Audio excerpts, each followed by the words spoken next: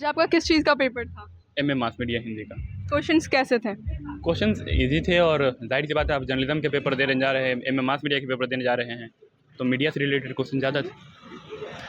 Questions का pattern क्या था? क्वेश्चन का पैटर्न वही मीडिया से रिलेटेड था और कुछ जीके से था, बहुत थोड़ा सा करंट अफेयर से था।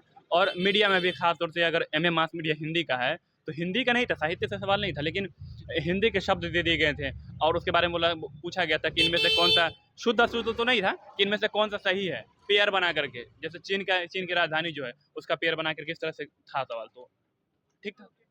तो कोई नेगेटिव मार्किंग थी? हाँ, नेगेटिव मार्किंग तो होती ही है। अगर एक सही कर रहे हैं तो आपको 1 पॉइंट मिलेंगे, अगर गलत कर रहे हैं तो 0.25 मार्क्स डिक्लाइन कर आपने लीजिए। टोटल कितना अटेम्प्ट करा? मैंने ऑब्जेक्टिव की बात करूँ तो 37 मैंने अटेम्प्ट किया और सब्जेक्टिव तो पूरा कर दिया। सब्जेक्टिव में क्वेश्चन कहाँ-कहाँ से आते हैं? सब्जेक्टिव में क्वेश्चन मीडिया से रिलेटेड था और मैंने थोड़ी होशियारी दिखाते हुए क्या किया कि जब मैंने सब्जेक्टिव कंप्लीट कर लिया था, तो कुछ वक्त बचा था तो मैंने नोट कर लिया, क्योंकि वहाँ पर क्वेश्चन जमा करवा लिया जाता है। तो एक आध क्वेश्चन मैं बता देता हूँ आपकी ऑडियंस के लिए। जैसे सामाजिक विकास में जनसंचार की क्या भूमिका है? इनके अलावा किसी बाढ़ग्रस्त इलाके में सरकारी आवास बना है, उस पर कार्रवाई हो रही है, उस पर आप रिपोर्टिंग करके बताइए।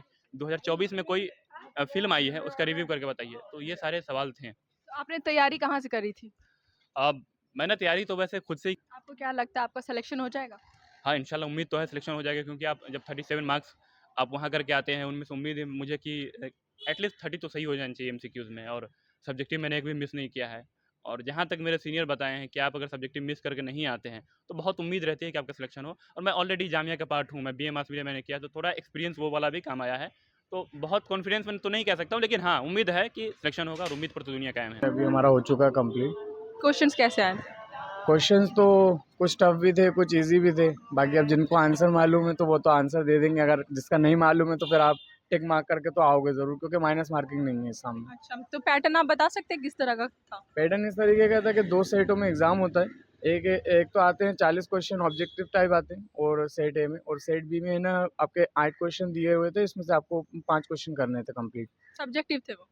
नो, आपके जो हमारा जो पेपर था, मतलब जो विषय है, मास मीडिया, समाचार से रिलेटेड खबरें, उनसे रिलेटेड इन्फॉर्मेशन के बिहाफ पे पूरे क्वेश्चन थे। सेट बी में क्वेश्चंस कैसे आए थे? सेट बी में जैसे कि किसी एक यूट्यूब चैनल जो न्यूज़ से रिलेटेड हो, उनके बारे में बताइए, जो भी आपको पसंद हो उनकी इन्फॉर्मेशन दीजिए। या अभी जो है न्यूज़ से रिलेटेड क्या खबरें चल रही हैं, न्यूज़पेपर किस तरीके का आ रहा है पिछले 1 दशक से, उससे रिलेटेड क्या जानकारी है।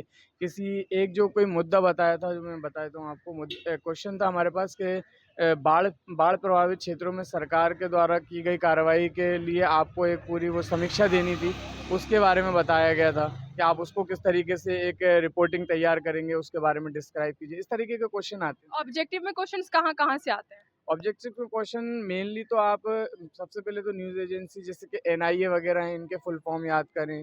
जो कुछ एजेंसी हैं जो न्यूज़ से जुड़ी हैं, इनकी इन्फॉर्मेशन रखें। और साथ ही साथ आप थोड़ा सा फिल्म जगत से जुड़े अवार्ड्स वगैरह हैं, फिल्म जगत से जुड़ी जो हस्ती हैं उनके नाम, या उनको क्या अवार्ड मिले हुए हैं, इससे रिलेटेड जानकारी, जैसे कि Dadasaheb Phalke award.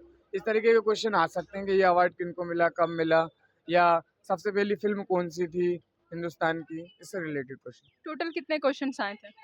40 question objective में थे और 8 क्वेश्चन वहाँ थे, जिसमें से 5 क्वेश्चन अपन को अटेम्प्ट करने थे।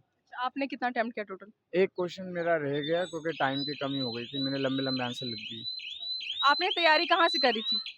मैं ऑलरेडी पहले भी एंट्रेंस दे चुका हूँ, एडमिशन भी ले लिया था, लेकिन कुछ घर की प्रॉब्लम के कारण फिर मैंने ड्रॉप कर दिया था जामिया, लेकिन इस साल दोबारा ट्राई करूँगा। Thank you.